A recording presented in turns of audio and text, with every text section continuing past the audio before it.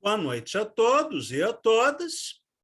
Vamos conversar hoje a respeito de Danil Karmes, um dos poetas mais inventivos da literatura russa da primeira metade do século XX. Em seus poemas e relatos em prosa, encontramos a ironia, o sarcasmo, o humor negro, o paradoxo, o nonsense, que permitem aproximá-lo tanto do surrealismo quanto da literatura do absurdo, embora ele não tenha relações diretas com esses movimentos artísticos. E, sobretudo, a quebra das fronteiras entre os gêneros literários, em textos inventivos de impossível classificação. Karmes pertence à geração de 1930, portanto, posterior àquela de Mayakovsky e do cubo-futurismo, embora possamos notar em sua escrita ecos de Velimir Klebnikov, o criador da linguagem transmental, ou Zaun.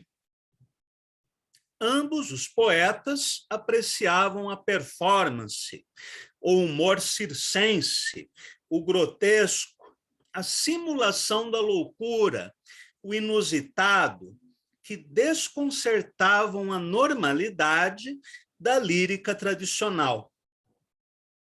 Por isso mesmo, a poesia de Karmes circulou de forma clandestina, por meio de cópias datilografadas distribuídas a seus amigos e conhecidos. Em vida, publicou apenas obras de literatura infantil. Sua poesia completa, narrativas e peças de teatro, seriam publicadas na União Soviética apenas a partir da década de 1980, sendo tardia, portanto, a sua recepção crítica, inclusive no Ocidente, uma vez que o poeta pouco viajou para fora de sua cidade natal.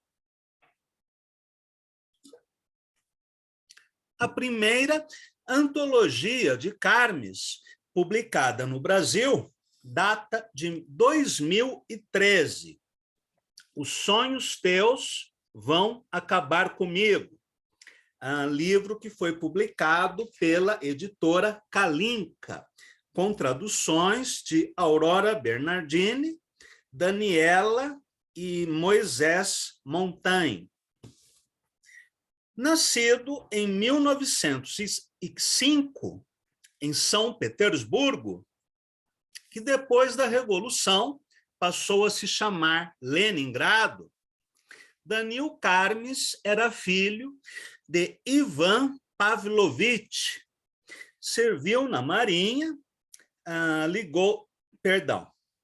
nascido em 1905, em São Petersburgo, que depois da Revolução passou a se chamar Leningrado, Danil Karmes era filho de Ivan Pavlovich, que serviu na Marinha, ligou-se ao movimento Narodnik, que planejava o assassinato do czar e foi condenado à morte. Sentença que foi comutada para 15 anos de trabalhos forçados. A mãe do poeta, Nadiezhda Ivanovna Kolyuburskaya, era de origem aristocrática. Em sua infância, Karmes demonstrou ter ótima memória, fina sensibilidade, ouvido musical e aptidão para desenhar, escrever e jogar xadrez. Após realizar os estudos básicos, Danil Karmes interessa-se pelos cursos de eletrotécnica e de cinema, mas não concluiu nenhum dos dois. desde a mocidade, foi um leitor ávido. Entre suas leituras, geralmente de livros retirados de bibliotecas, constam títulos de Gogol, Pushkin, Chekhov, mas também obras de ocultismo, filosofia védica, hipnotismo, psicologia, teoria literária, sexualidade, química, física, entre outras áreas de interesse. Carmes foi um autodidata, assim como o poeta que ele tanto admirava, Klebnikov. Seu comportamento indisciplinado e caótico, porém, não se adaptava às exigências de qualquer instituição de ensino. O poeta foi expulso do Instituto de Eletrotécnica de Leningrado, segundo justificativa da direção da escola, por frequência irregular, não participação em serviços comunitários e inadaptação fisiológica às aulas. Eu não encontrei nenhuma explicação sobre o que seja inadaptação fisiológica às aulas. Desse modo, o seu projeto de tornar-se engenheiro foi arquivado. Na juventude, Carmes, ao lado de outros poetas e artistas de vanguarda, criou a Sociedade da Arte Real, ou Oberiut, que, nas palavras de Boris Schneiderman, pretendia, abre aspas, sublinhar os absurdos da vida russa na época, fecha aspas. O próprio nome do grupo satirizava tanto as numerosas siglas das instituições soviéticas, quanto o apoio oficial dado às obras de cunho realista, conforme a política adotada pelas autoridades após o Congresso dos Escritores Russos, que lançou as bases do realismo socialista e provocou a desconfiança em relação às manifestações de vanguarda nas artes e na cultura em geral. Em desacordo com essa política de Estado, o grupo Oberiut promoveu diversas performances, leituras e representações dramáticas, em que debochava de tipos tradicionais da literatura e de situações da vida cotidiana, que recordavam as apresentações dadaístas no Cabaré Voltaire. Em uma performance, Carmes leu versos trepado em um armário.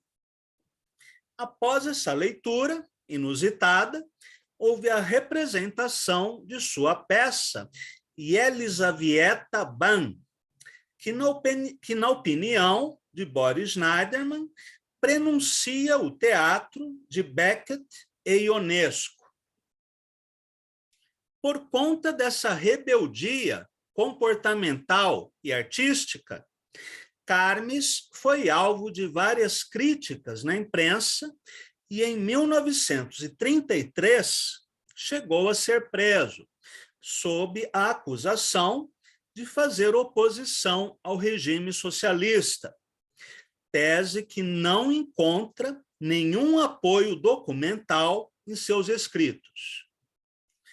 O alvo das provocações de Carmes não era o socialismo, a planificação da economia ou o poder soviético, mas aquilo que ele considerava anacrônico na nova sociedade, como o conservadorismo moral e estético, as regras impostas aos artistas e uma seriedade excessiva por parte dos dirigentes soviéticos.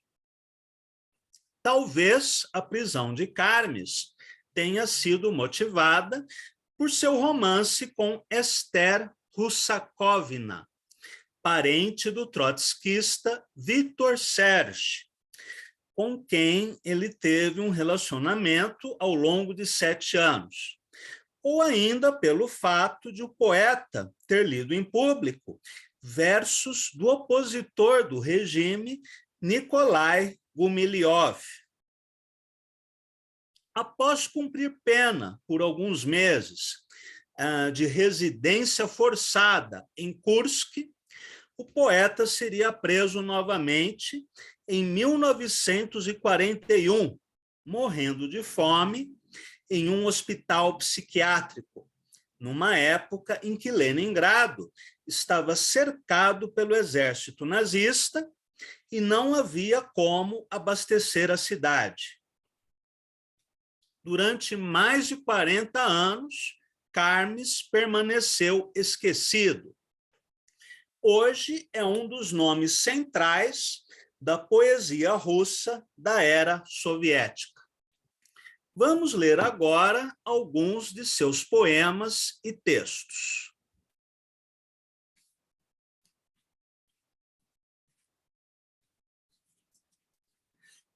Caderno Azul, número 10. Havia um homem ruivo que não tinha olhos nem orelhas. Ele também não tinha cabelo, de modo que só poderíamos chamá-lo de ruivo condicionalmente. Ele não podia falar, porque não tinha boca, e também não tinha nariz. Não tinha sequer pés e mãos. Não tinha barriga, não tinha costas, e espinha dorsal também não. Nem mesmo vísceras ele tinha. Ele não tinha nada, de modo que não está claro de quem estamos falando, pois o melhor é não falarmos mais dele. Velhas que caem. Por excesso de curiosidade, uma velha meteu-se para fora da janela, caiu e espatifou-se. Outra velha apareceu na janela e começou a olhar para a espatifada, mas, por excesso de curiosidade, também se meteu para fora da janela, caiu e se espatifou no chão. Depois caiu uma terceira velha da janela, depois uma quarta e depois uma quinta. Mas quando caiu uma sexta velha, eu fiquei entediado e fui à feira de Maltsevsky, onde ouvi dizer que um cego ganhou um chale de tricô. Causos. Certa vez, Orlov se empanturrou de ervilha esmigalhada e morreu. E Kirillov, ao tomar conhecimento disso, também morreu. E Sprindonov morreu por si só. E a esposa de Sprindonov caiu do buffet e morreu também. E os filhos de Sprindonov se afogaram no lago. E a avó de Sprindonov deu de beber e caiu no mundo. E Mikhailov largou de se pentear e apanhou uma sarna. E Kruglov desenhou uma dama com um chicote na mão e perdeu o juízo. E Perechostrov recebeu 400 rublos pelo telégrafo e ficou tão cheio de si que perdeu o emprego. Gente boa e não sabe fincar o pé no chão.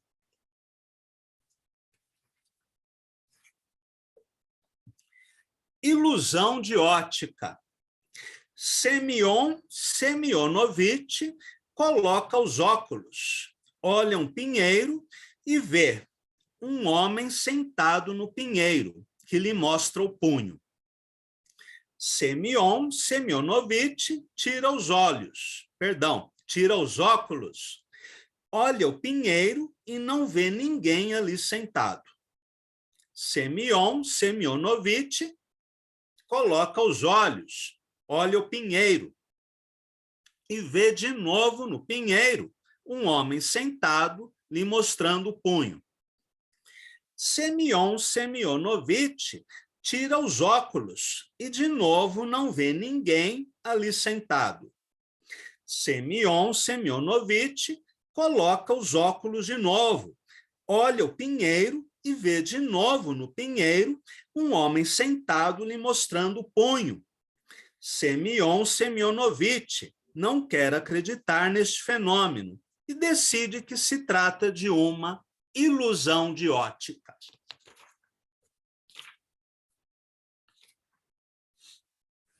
O matemático e Andrei Semyonovitch. Matemático tirando uma esfera da cabeça. Eu tirei uma esfera da cabeça. Eu tirei uma esfera da cabeça. Eu tirei uma esfera da cabeça. Eu tirei uma esfera da cabeça. Andrei Semyonovitch, ponha a esfera de volta. Ponha a esfera de volta. Ponha a esfera de volta. Ponha a esfera de volta. Matemático. Não, não ponho. Não, não ponho. Não, não ponho. Não, não ponho. Andrei Semyonovitch. Então não ponha. Então não ponha. Então não ponha. Matemático. Pois não ponho. Pois não ponho. Pois não ponho. Andrei Semyonovitch. Então tá bom. Então tá bom. Então tá bom. Matemático. Pois eu venci. Pois eu venci. Pois eu venci. Andrei Semyonovitch. Venceu, então sossegue. Matemático. Não, não sossego. Não, não sossego. Não, não sossego. Andrei Semyonovitch. Pode até ser matemático, mas juro, você não é lá tão sabido. Matemático. Não, sou sabido e sei muito. Não, sou sabido e sei muito. Não, sou sabido e sei muito. Andrei Semyonovitch. Muito, mas só bobagens. Matemático. Não, não são bobagens. Não, não são bobagens. Não, não são bobagens. Andrei Semyonovitch, já cansei de discutir com você. Matemático. Não, não cansou. Não, não cansou. Não, não cansou. Andrei Semyonovitch faz um gesto desacorçoado com a mão e vai embora. O matemático permanece ali por mais um minuto e depois sai atrás de Andrei Semyonovitch.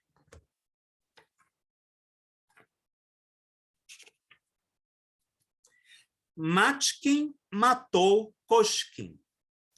O camarada Koshkin dançava à volta do camarada Mashkin. O camarada Mashkin acompanhava o camarada Koshkin com os olhos. O camarada Koshkin mexia as mãos com insolência e trançava as pernas de um jeito repulsivo. O camarada Mashkin franziu as sobrancelhas. O camarada Koshkin sacudiu o ventre e bateu no chão com o pé direito. O camarada Mashkin deu um grito e atirou-se contra o camarada Koshkin. O camarada Koshkin tentou escapar, mas tropeçou e foi alcançado pelo camarada Mashkin. O camarada Mashkin deu um murro na cabeça do camarada Koshkin. O camarada Koshkin gritou e caiu de quatro. O camarada Mashkin soltou um chute no baixo ventre de Koshkin e outro murro na sua nuca. O camarada Koshkin estatelou-se no chão e morreu. Mashkin matou Koshkin.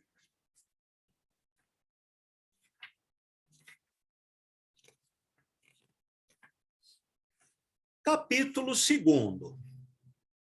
Platão e Lite Rundadar empacou na porta da sala de jantar, apoiou os cotovelos no batente, plantou as pernas na soleira de madeira, esbugalhou os olhos e ficou assim parado.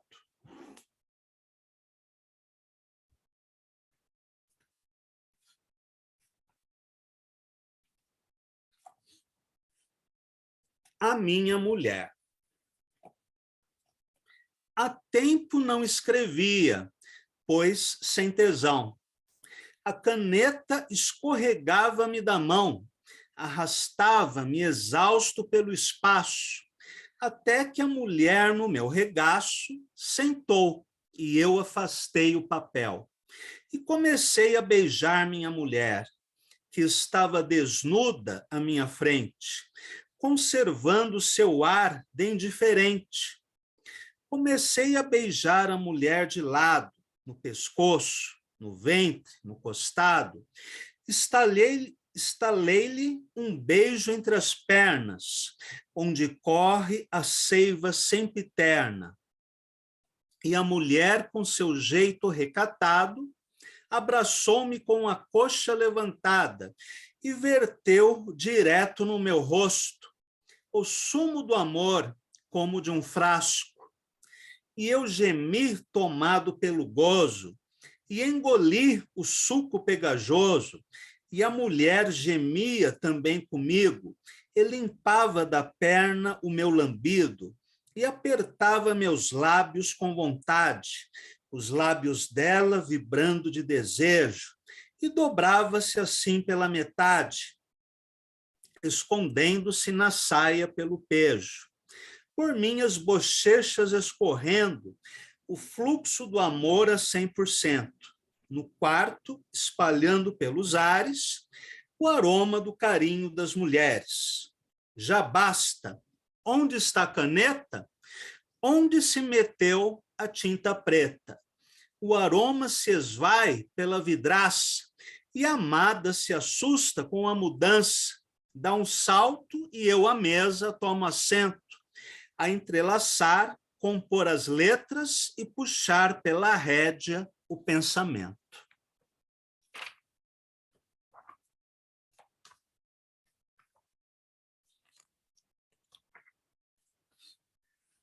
Os sonhos teus vão acabar contigo.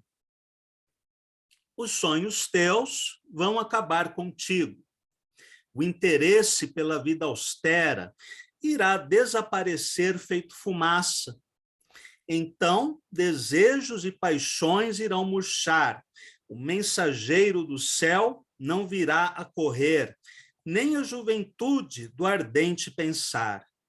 Para, meu amigo, de tanto sonhar, exime o entendimento de morrer. Dia, anfibráquios. E o peixe cintila na água gelada.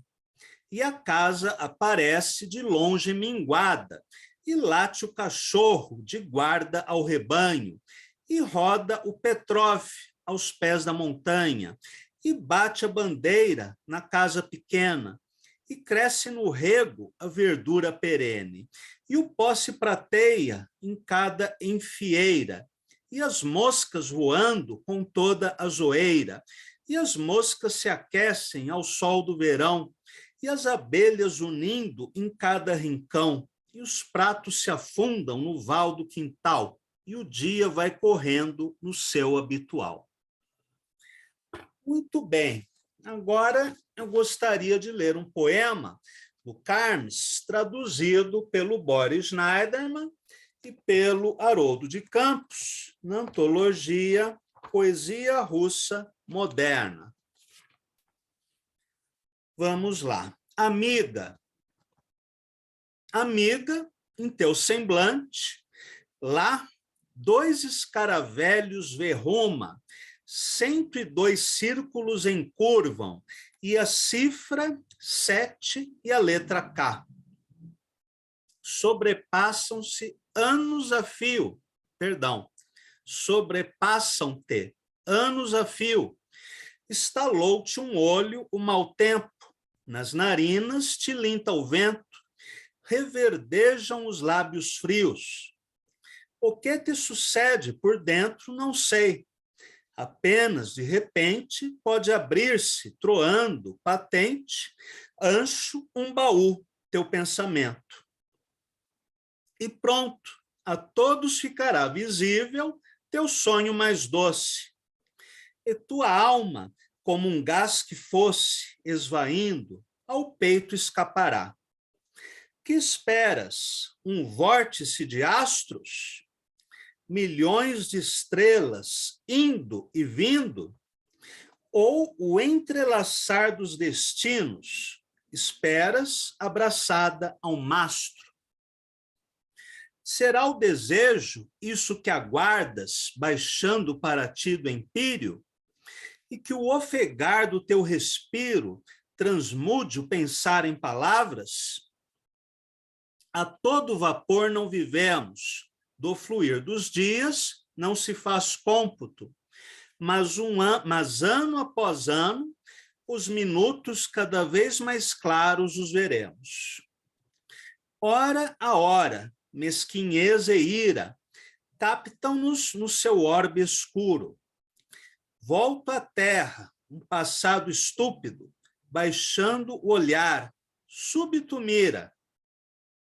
Afinada agora a harpa, enquanto seus acordes ressoam ao fundo, cantaremos. E para o mundo, igual a um sonho, é nosso canto. E os dos correrão sem escolhos, de cima das margens altas, a sucessão, alçando as pálpebras, verás, a olho frio, com teus olhos, de centúria sem fim, e a nossa glória diuturna que não cessa, e verás, de tua fronte excelsa, sombra alguma jamais se apossa. Para entendermos um pouquinho mais da estética do grupo Oberiú, vamos ler algumas passagens do seu manifesto.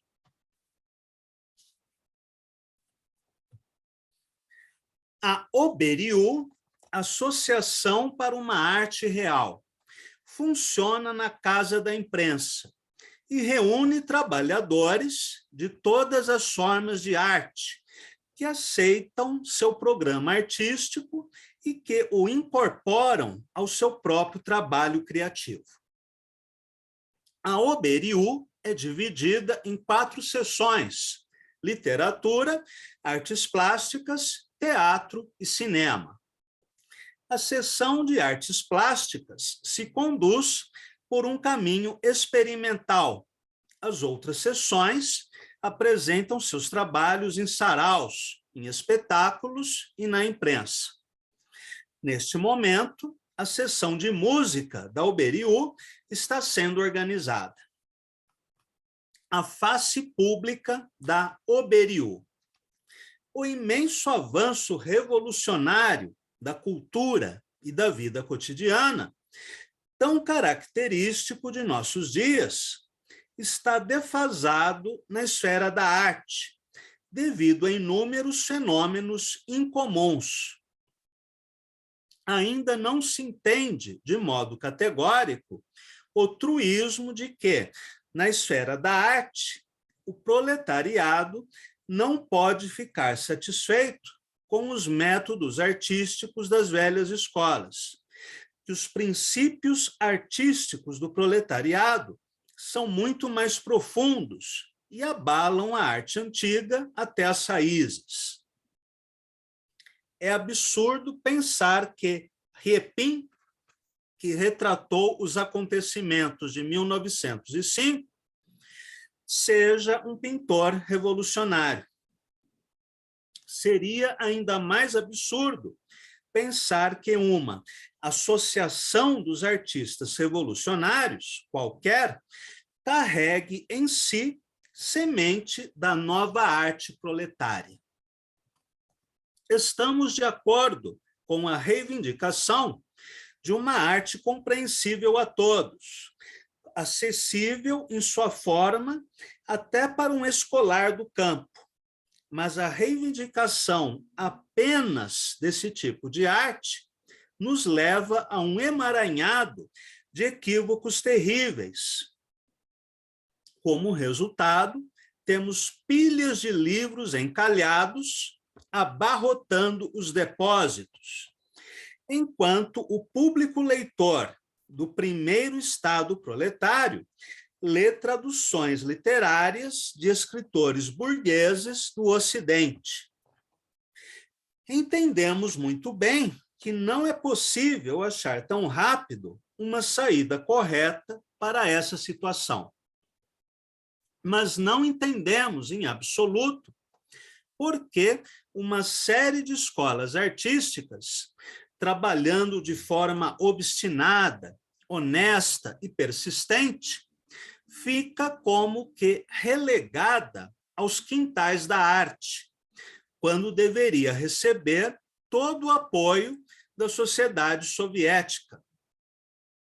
Não compreendemos por que a escola de Filonov foi retirada da academia, por que Malevich não pode desenvolver seu trabalho arquitetônico na União Soviética, por que o inspetor-geral de Terentiev foi vaiado de maneira tão absurda. Não compreendemos por que a assim chamada arte esquerdista, com tantos méritos e conquistas, é considerada uma escória incorrigível e, ainda pior, charlatanismo. Quanta hipocrisia e quanta inconsistência artística se escondem por trás desse discurso selvagem. A Oberiú agora se apresenta como uma nova unidade da arte revolucionária esquerdista.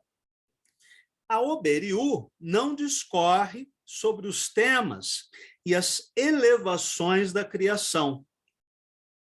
Procura, de forma orgânica, uma nova atitude perante o mundo e uma nova abordagem dos objetos. A Oberiú penetra no núcleo da palavra, da ação dramática, do quadro cinematográfico. O novo método artístico da Oberiú é universal.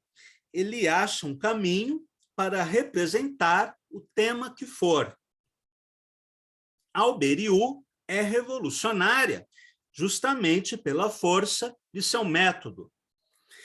Não somos presunçosos, a ponto de olharmos para nosso trabalho como algo concluído, mas estamos seguramente convencidos de que uma base sólida foi lançada e de que temos força suficiente para realizações futuras. Acreditamos e sabemos que apenas o caminho esquerdo da arte será capaz de nos conduzir à estrada da nova cultura artística proletária. A poesia da Oberiú. Quem somos nós? E por que nós? Nós, os Oberiuti, somos trabalhadores honestos de nossa arte. Somos poetas com nova atitude perante o mundo e com uma nova arte. Não somos apenas criadores de uma nova língua poética, mas também construtores de uma nova percepção da vida e de seus objetos. Nossa liberdade de criação é universal.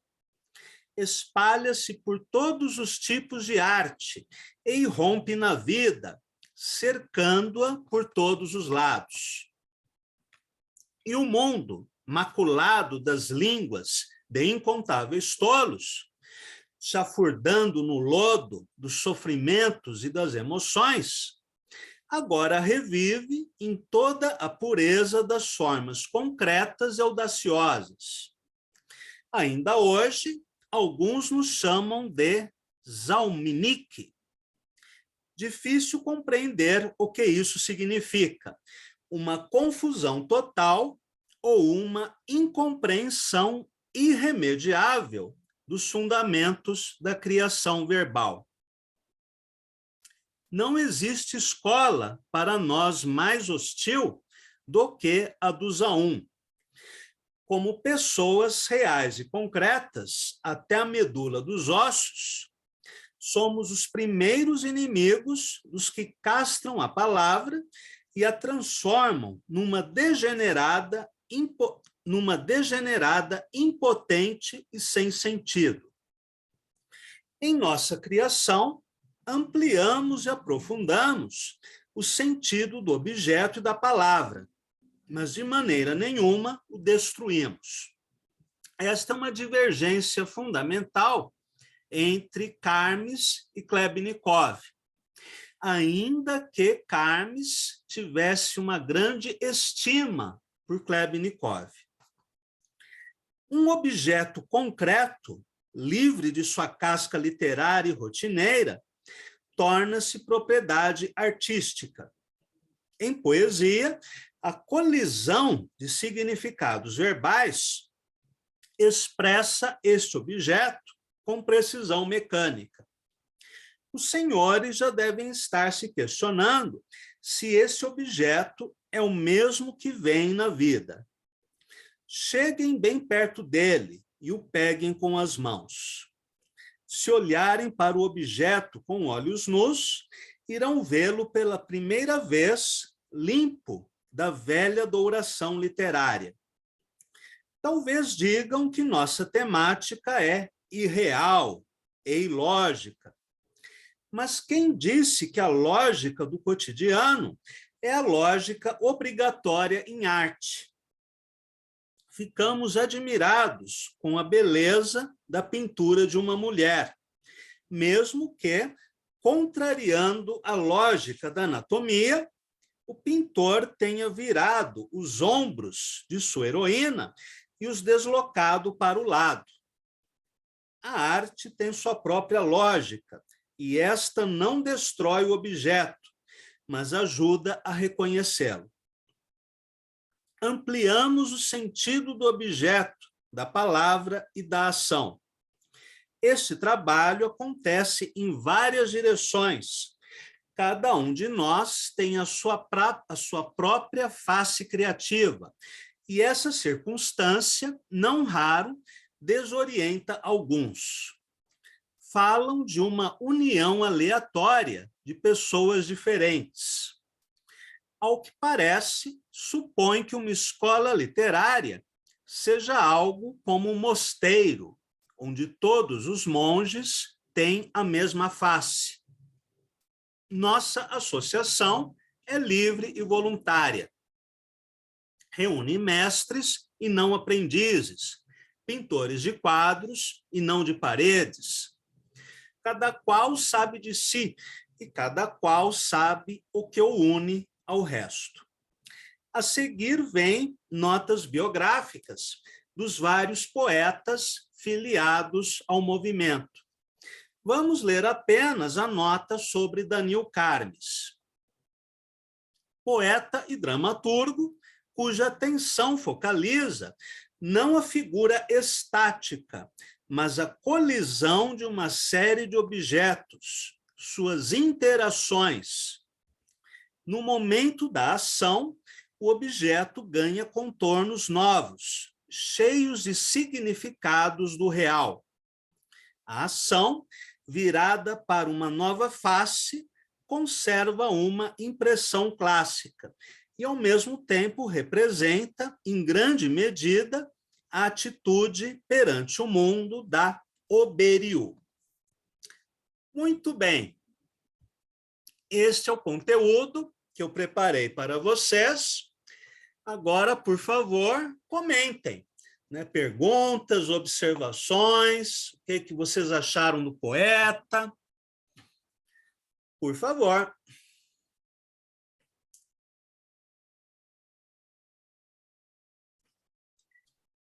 Eu Boa noite, mestre. Eu não... O acesso à poesia escrita dele só tive aqui na internet, alguma coisa, né? Eu achei que ele parece mais contista do que poeta. Sabe? Não sei, acho que ele abusa muito do Jamberman, né? Um verso. Então, isso me deu essa noção. Eu não sei, né? Eu estou falando aqui, a minha impressão foi essa. Eu achei que tem mais escrita de conto, né, do que de poesia ali. Você tocou numa boa questão. Uma das características básicas, né, da obra de Daniel Carmes é a ruptura das fronteiras entre os gêneros literários. Então, de repente, ele pode escrever um poema na forma de um diálogo teatral, em que há personagens, cenários, falas. No entanto, é uma cena breve demais para ser um poema.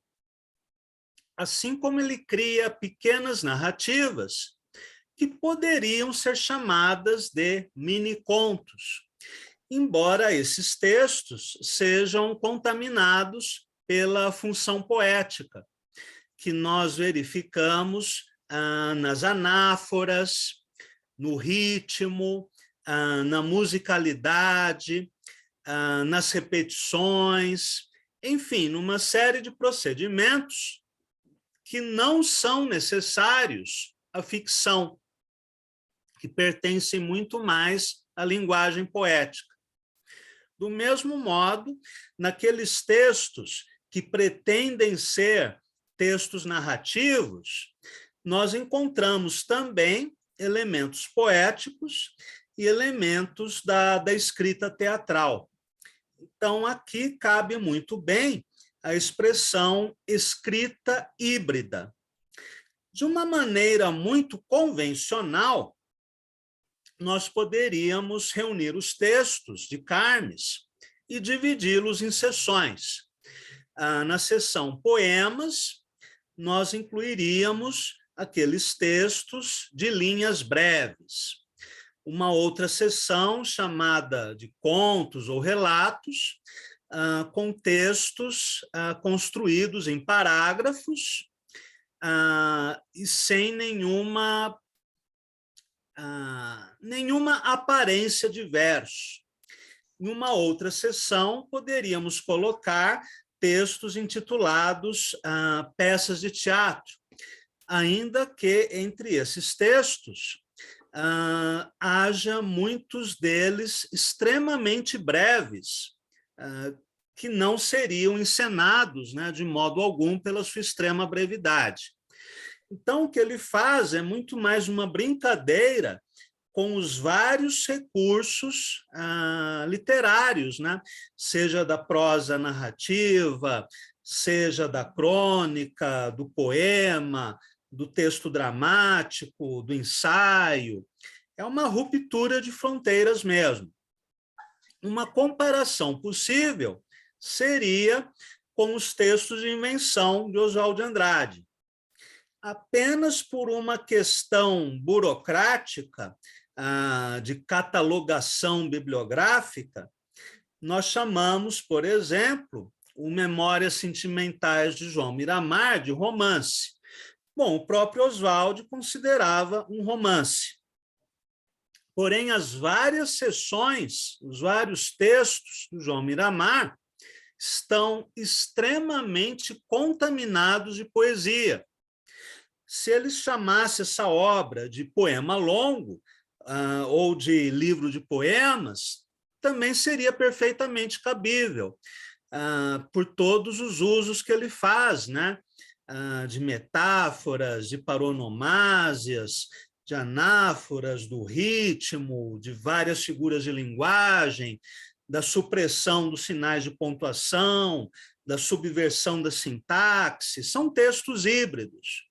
Aliás, esse hibridismo nós encontramos tanto na prosa quanto na poesia em versos do Oswald. Em vários poemas de Oswald, nós encontramos diálogos, inclusive com travessões, como se fossem diálogos de um romance, né, ou de uma peça de teatro. Então, grosso modo, estamos falando de hibridismo, de quebra das fronteiras entre os gêneros. Outras semelhanças entre Oswald de Andrade e Daniel Carmes: a paródia, o humor, a descrição satírica do cotidiano, o fascínio pela arte circense, pelas farsas, o sarcasmo, a crítica política, um erotismo bastante ousado, né, para a época, como aquele longo poema chamado A Minha Mulher, e várias outras características. Inclusive, os dois são contemporâneos, né? Uma pequena diferença de idade entre eles. Mas muito pertinente a sua questão. Algum outro comentário? Obrigado, mestre. Maurício, Noélia, Luiz Henrique, Ida. Cláudio, será que talvez eu também não li muito a respeito, nem conhecia, na verdade, nunca tinha ouvido falar, né, do poeta. Mas será que ele até não fala assim algumas coisas num tom de deboche da sociedade? Sem dúvida, é um dos fundamentos da poesia do Carmes. Inclusive, é curioso, né? O nome Oberiú significa Sociedade da Arte Real, né? Real no sentido de realismo, né? E não de realeza. E embora Oberiú estivesse em conflito, né, com o realismo socialista, no fundo, Oberiú também é uma arte realista, só que com uma abordagem diferente. No realismo socialista, há um tom épico, né, de exaltação do herói positivo. É uma arte mais programática, né, mais ideológica, enquanto na poesia do grupo Oberiú, nós encontramos a sátira do cotidiano, dos tipos comuns, dos tipos urbanos mais comuns, e também de tipos literários, o bobo da aldeia, o bêbado, o brigão, a velhinha. Enfim, há um retrato cômico, né, da realidade imediata. Então, não deixa de ser uma arte realista, embora antiépica e também antilírica. É algo muito mais próximo da literatura humorística do que da épica e da lírica. E também é interessante, né, lendo o manifesto da Oberiú, que em nenhum momento eles se colocam contra a revolução, contra o Estado operário. Inclusive, eles defendem uma nova arte proletária. Portanto, eles estão de acordo com a nova ordem soviética. A diferença é que eles reivindicam a plena liberdade de criação. Eles não querem se limitar aos padrões estéticos do realismo socialista. Eles querem abordar um novo método, outros procedimentos, mas com o mesmo objetivo de criar, né, uma arte proletária, né, uma arte para o futuro. Nesse sentido, a Oberiú é uma continuação do cubo-futurismo russo, ainda que, do ponto de vista estético, as duas gerações sejam muito distintas. A poesia da geração dos anos 20 está mais centrada nos jogos verbais, nos neologismos, na ruptura com a sintaxe, enfim, enquanto a poesia de Oberiú está num outro plano. Ela respeita a sintaxe lógico-discursiva, Só que dentro desse discurso lógico, há toda sorte de paradoxos, né? Toda sorte de absurdos, e um grau muito maior de humor, que existe já em Mayakovsky, principalmente nas peças de teatro de Mayakovsky. Mas esse humor é radicalizado em Oberiu. Um outro ponto que nós podemos comparar é no que diz respeito à linguagem Zaun. Na poesia cubo-futurista, entre os neologismos, estão as palavras abstratas, né? A linguagem transmental ou Zaun, criada por Klebnikov e usada também por Mayakovsky. Já no manifesto de Oberiu, eles rejeitam essa linguagem Zaun por considerá-la abstrata. E eles querem justamente usar as palavras no seu sentido próprio, né? Eles não querem abrir mão do sentido, enquanto a poesia mais abstrata cria um novo sentido, né? Que é puramente sonoro, puramente estético. Mas Oberiu, defendendo uma arte realista, zela também pelo sentido das palavras. Enfim, há várias afinidades e diferenças, né, entre as duas gerações. Alguma outra questão, comentário? Essa poesia do matemático, aquele discurso, fica a impressão de que está muito próximo do que a gente vive hoje, de uma pobreza de discurso, né? Das pessoas que entram em debates sem a preocupação nenhuma em expor argumentos, mas de apenas colocar aquilo, até talvez como crenças daquilo que ele defende e a repetição das palavras, mostrando a pobreza, né, do diálogo. Exatamente. Nesse retrato satírico do cotidiano, entra também a crítica ao discurso vazio, né, verborrágico, muito presente, inclusive, em vários escritores, né, do realismo socialista, que simplesmente repetiam clichês, né, coisas que já tinham perdido significado pelo uso repetitivo. Então, podemos considerar aqui também uma crítica da linguagem, né? Uma crítica do discurso, algo muito bem observado, Luiz Henrique. É isso aí, obrigado. Mais alguma questão, comentário? Acharam engraçado o Daniel Carmes? Eu rio muito quando leio os textos dele. Sim.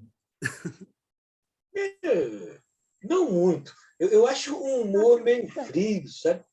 Não sei, falta algum calor naquilo tudo, né?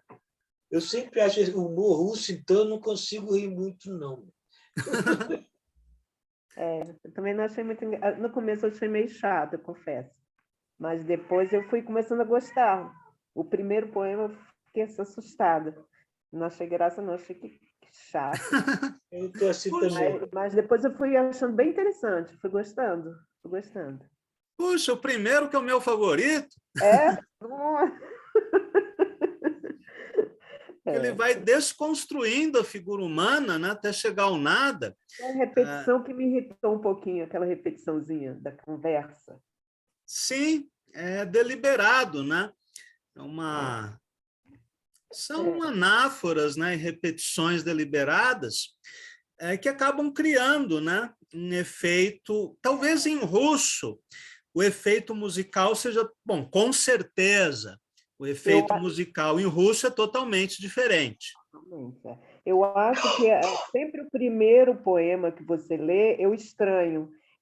O seu preferido, você deveria ler no final, porque aí provavelmente eu iria gostar desse poema.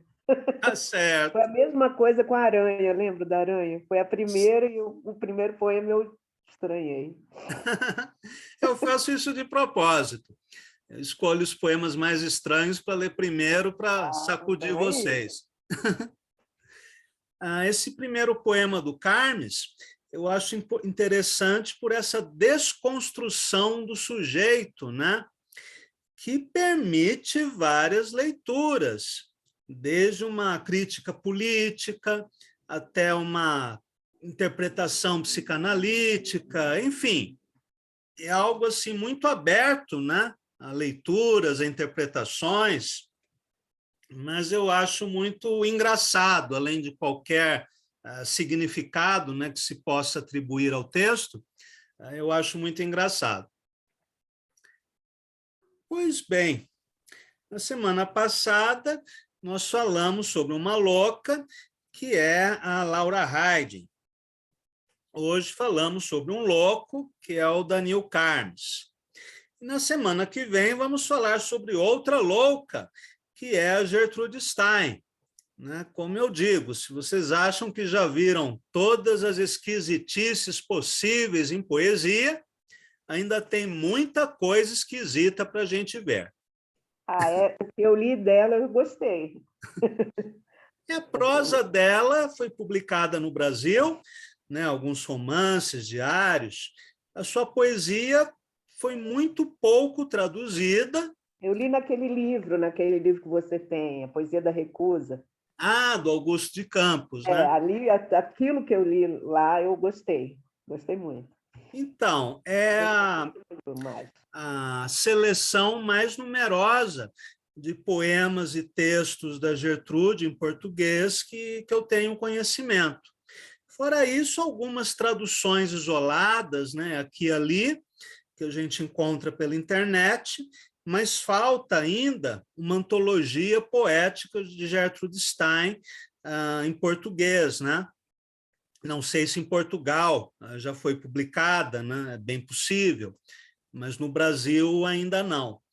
E é uma autora desafiadora, né? Sem querer fazer uma rima desnecessária. Então é isso, meus caros. Então, na semana que vem, uma rosa é uma rosa é uma rosa. Conversaremos sobre Gertrude Stein. Boa noite a todos e a todas e até a próxima conversa.